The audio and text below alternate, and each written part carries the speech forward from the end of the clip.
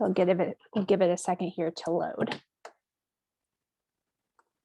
Okay, so what I have up on the screen right now is an example of architecture that is designed for people during this time period.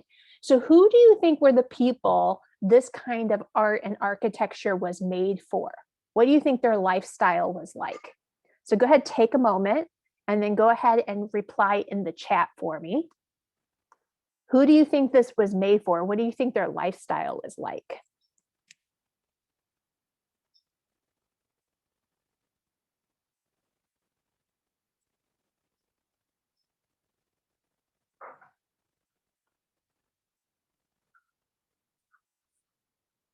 Wait for a few more responses. So take a second, put it in the chat for me. I love that you're sharing it with everyone. That's good.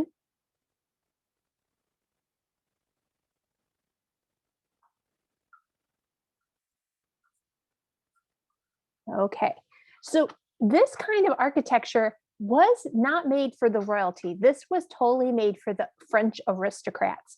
So we know that Louis XIV, right? Remember Louis XIV, the sun god, the sun king.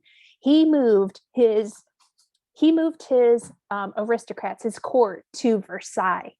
And we have Louis XIV, we have Louis XV and XVI, and so on. And so the aristocrats, the courts, didn't like being held captive, right? They didn't like to be held captive in Versailles. And so they went back to Paris. So during this time period that we call the Rococo, they went back and they created these very lavish, and they're called hotels, but they're not what we normally think about as being hotels. These were actually more like condos in the city. So they would have like penthouse, large apartments, and they had a lot of the same style that we saw at Versailles, right? When you think about Versailles and you think about like the Hall of Mirrors, you have these large mirrors, and you can see the large windows, it reflected in those mirrors.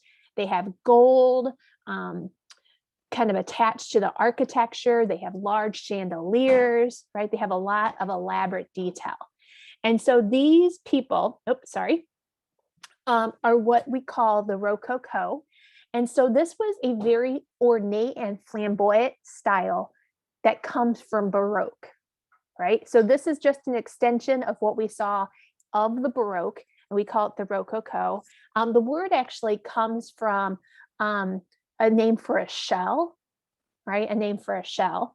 And so it basically has a lot of arabesque, a lot of ornamental vegetation detail. The mood is very playful and superficial. It's very alive with energy.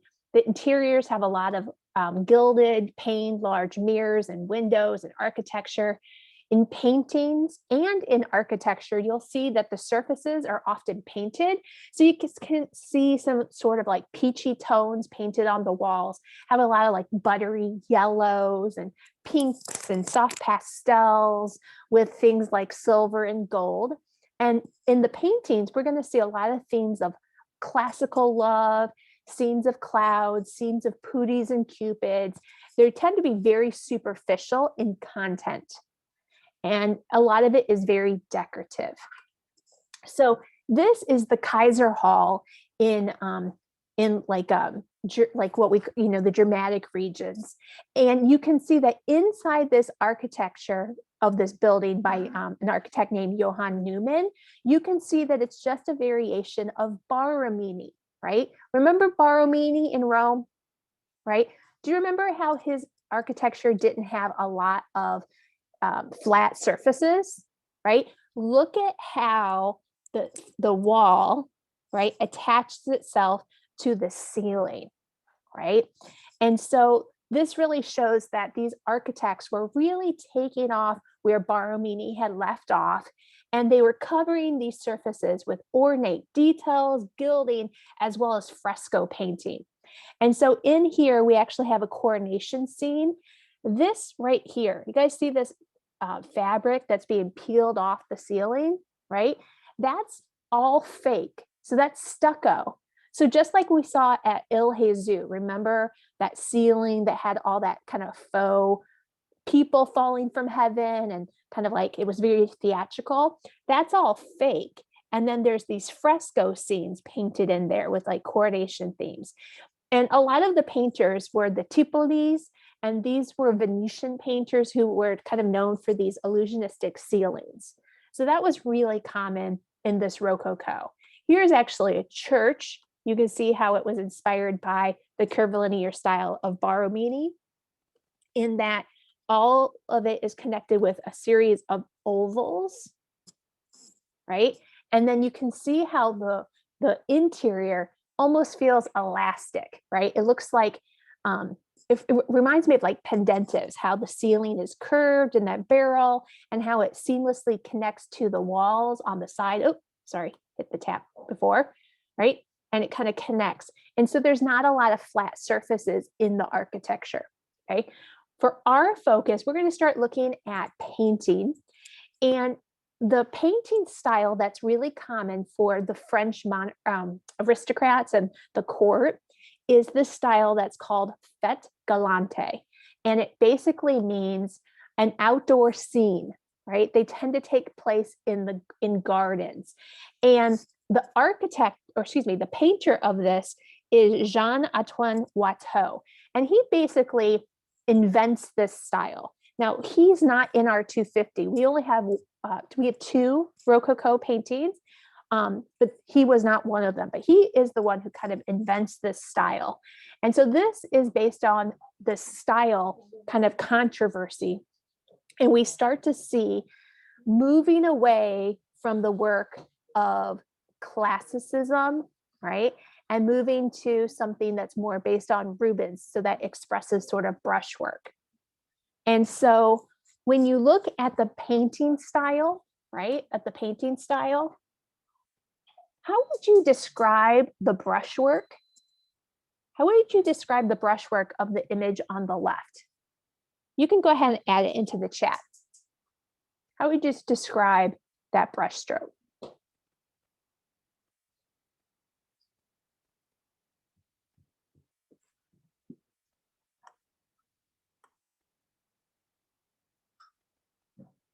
Right.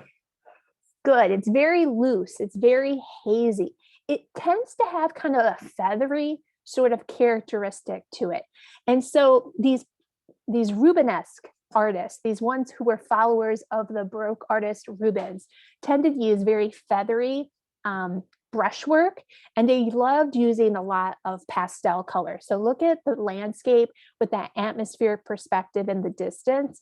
We can see those luminous yellows and soft pastel pinks and blues and greens in the sky. So this is based on a pilgrimage to Cythera, and they are going to go see a sculpture of Venus, so the goddess of love. So they're making their way by boat, and you actually can see some boats in the harbor in the distance. And these couples are making their way to pay homage to the goddess of love. So the subject matter is very, very frivolous, right? It's very lighthearted. There's nothing deep about the Rococo. This is Francois Boucher, and he did a lot of nudes. So he did a lot of classical nudes. So here we got classical nudes at the beach. This is Madame Pompadour. She was the mistress of Louis XV. And so how is this one superficial? How is this one superficial? What is she doing? Anyone say on their audio? What does it appear she's doing? She's putting on makeup. Right. She's putting on makeup. So that's kind of like an odd sort of subject matter that we haven't really seen yet. I mean, that's real common, of course, for us in social media today. But back in the 1700s, you know, to have a painting of her putting on makeup is kind of odd. So it's very much about feminine beauty, classical love, and so on. Right. So here's some more Boucher. You can see they use a lot of triangle compositions, layering of space, right? But they're very kind of odd, frivolous sort of scenes. Lots of decadence in it. So the artist that we have in Art 250 is Fragonard, right? And so when we look at his work, we can see that he's based on that kind of feathery brushstroke of Rubens. Right? So now we have The Swing, right? The Swing by Jean-Henri Fragonard.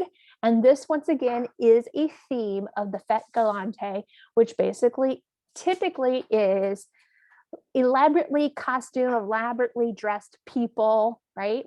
Normally in some sort of park-like setting. Okay? So we're going to go ahead and watch the Smart History on this one. And while you are watching this, I want you to think about all the different layers of space, right? I want you guys just to take a look at the painting right now. Can you guys look at the painting for just a moment? I want you to see that this is really layered, right? There's a lot of imagery in the foreground, the middle ground, and the background. So when we're paying attention to that video, let's be focusing on what's in the foreground, middle ground, and background, and how it tells its story, right? So we're going to be looking at its story here.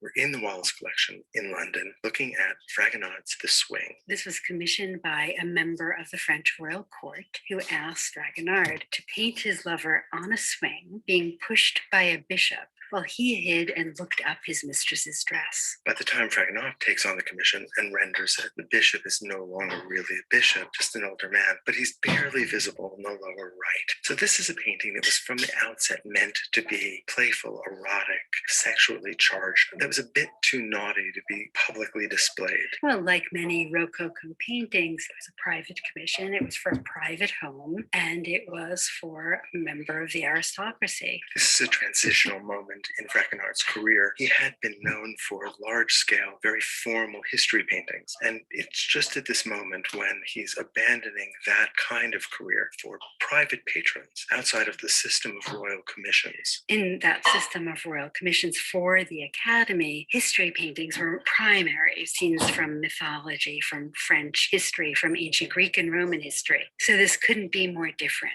It wasn't just the subject that changed in Fragonard's art, it was also his technique. His private commissions tended to be created quickly with rapid brushwork, and we see that here. Look, for instance, at the edging of the woman's dress. Part of the energy that that dress achieves is a result of the rapid brushwork. You can really see the oil paint, for example, in her bodice or in the white lace. And the idea of secretive eroticism is built into this painting. Symbolically, if you look at the left edge, you see a painting of a sculpture. This is by a Rococo sculptor named Falconet and is known as Menacing Love. And you can see that the Cupid has his finger up as if asking us to keep a secret. Below that, we see a lovely relief sculpture that looks like maenads or nymphs dancing. And that's not the only sculpture we see here. To the lower right, we see two Cupid figures that seem to be riding a classicizing dolphin. Part of a fountain, and in fact, you can see water spraying out towards the lower right of the painting. But the star of the painting is the young woman, and really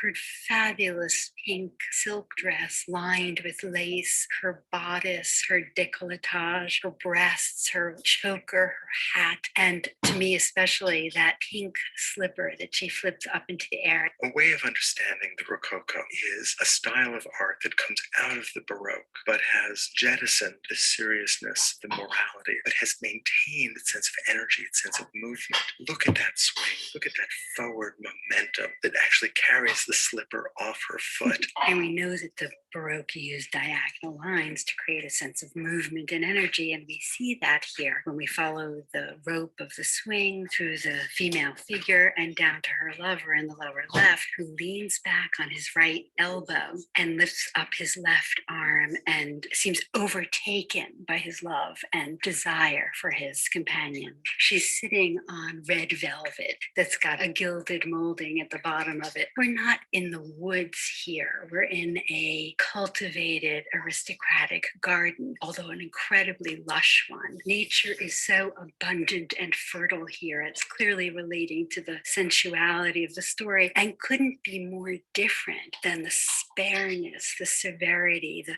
plainness that we'll see in paintings by David, just just a few years before the revolution, when we really have an opposition to this type of subject matter, and when critics begin to call for an art that is very different, that offers a moral instead of indulging in this kind of sensuality. And because this painting becomes a foil to paintings by David with a style known as neoclassicism, the Rococo becomes a bit of a villain and is looked back to historically recently by a Nigerian artist named Yinka Shinobare, who has created a three-dimensional representation of this painting that deals with not sensuality, but the costs of colonialism. But that is all hindsight. Fragonard The Swing is such a perfect expression of the frivolity, the luxury, and the indulgence of the Rococo.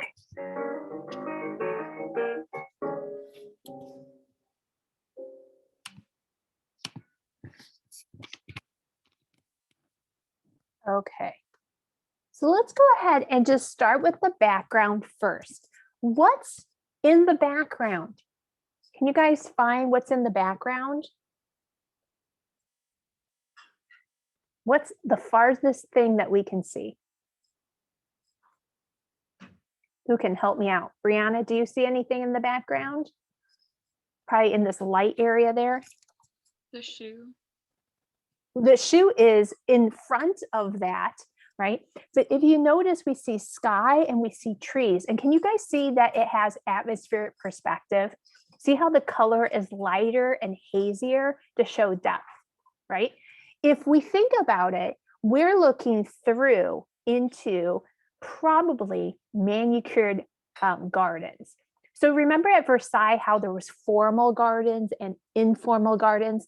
Formal gardens are typically symmetrical.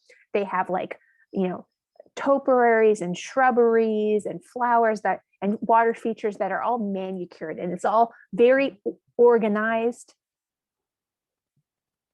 It's really organized, and like it looks, you know, like it was made by man, right? And so this area that we have is in a much more secluded area. So we're probably in the informal garden part on a large estate, because this seems like it's a big open space. It's not like it's a dense forest where we see layer and layer and layer of tree. So that lets us know the setting here is in a aristocratic garden, right? So then we think about middle ground, right? We think about, let's flip. Let's go to foreground. What is in the front? What are the things in the front? What can we clearly see? There's nothing overlapping them. The girl on the swing. The girl in the swing. And so she's really the focal point. It's very Baroque. The light shines on her and emphasizes her flipping that shoe that Brianna had mentioned, right? So she's flipping her shoe, she's exposing her legs, and then that shows us all the stuff that's in the middle ground. So who is this guy in the bottom left? Who's the guy in the bottom left? What do you think? Alana, what do you think? I think they mentioned that he was a member of the aristocracy. Right, and he would be her lover, right? He would be her companion. And so he's hiding, right? He's not visible. This is all mischief, right? So he's hiding in the forest, looking up at her her skirt, right? Really totally frivolous subject matter, as she flips her shoe up in the air towards him, unbeknownst, right? In the shadow over here is probably her like older uncle, father, a servant who is taking, like watching her. And he's the one swinging her in the swing, right? And so he's kind of stuck in the shadow. And then also stuck in the shadow is a series of sculptures, right? So we've got Pooties embracing, right? And then my favorite one is this one right here, which is going shh, right? It's almost like it's alive going, don't tell that he's hiding right underneath of me, right? He's not hiding underneath of me. And, you know, that this tryst is happening at the moment, right? And so there's a lot of imagery that's kind of all kind of stuck in various places. There's also what that dog, right? Barking around here too, right? So this was made for Madame du Barry, the mistress of Louis XV, after the death of Madame Pompadour, who we saw in that previous image. And so it was made to go in this private setting. And the interesting thing is, notice the style of the architecture. They alluded to it in the video, but the style that comes after Rococo is called neoclassicism. And so I think by looking at this architecture, you can see that it really is based on that Baroque classicism, you know, that use of projecting cornices and pediments, or it's not pediments, but entablature, the use of columns, it's symmetrical, right? It has all those characteristics that we'll start to see, right? So how is this painting typical of Baroque and Rococo? It has that dramatic lighting, right? It's much more ornate and flamboyant than the style of Baroque, right? The mood is very playful, superficial, alive with energy. And it has those pastel colors. So notice the peachiness of not only her dress, but also her skin, right? See the soft pastels in the background with that atmospheric perspective, that blue and green and yellow. And then it has themes of love and visible brushstroke. So this is what makes it Rococo. Right? Here's another, this one is in our book or in our textbook. So it's kind of like a series of paintings that have these couples here.